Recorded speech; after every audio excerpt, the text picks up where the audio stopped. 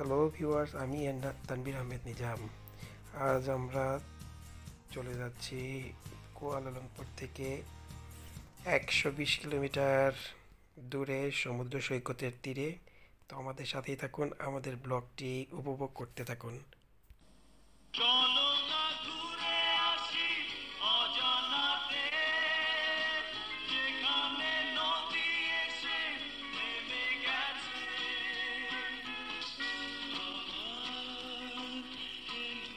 সন্ধ্যা শুধু দুজনে।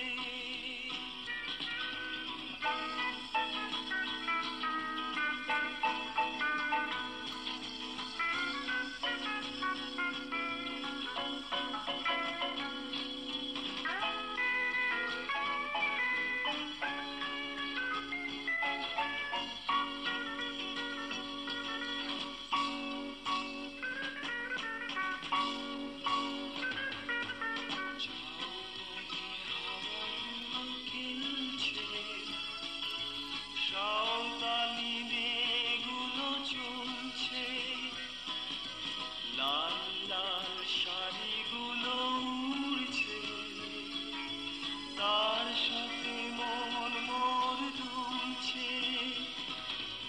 ওই দূর আকাশের প্রান্তে সাত রঙা মেঘগুলো উড়ছে।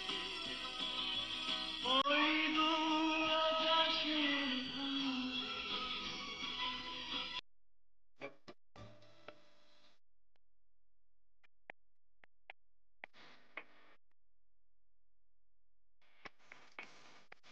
তো চলে আসলাম আমাদের সেই গন্তব্যে। আমাদের আজকে গন্তব্যস্থান ছিল কক্সবাজার।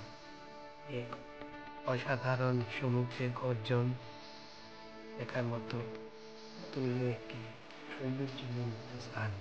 ঘুরে বেড়াতে বেড়াতে আমরা চলে আসলাম আমরা একটি রেস্টুরেন্ট ক্যাফেতে।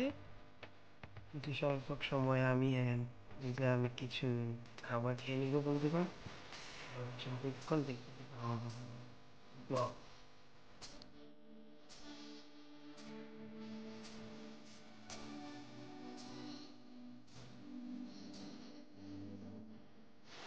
বন্ধুরা দেখেন, রাতে সমুদ্র সৈকত এই তীরবর্তী আর অতুলনীয় দেখার মতো দর্শনীয় স্থান বন্ধুগণ। আমাদের আসলে আলোর স্বল্পতা এতটাই গভীর ছিল যে আমাদের কাউকে দেখা যাচ্ছে না অন্ধকারের জন্য।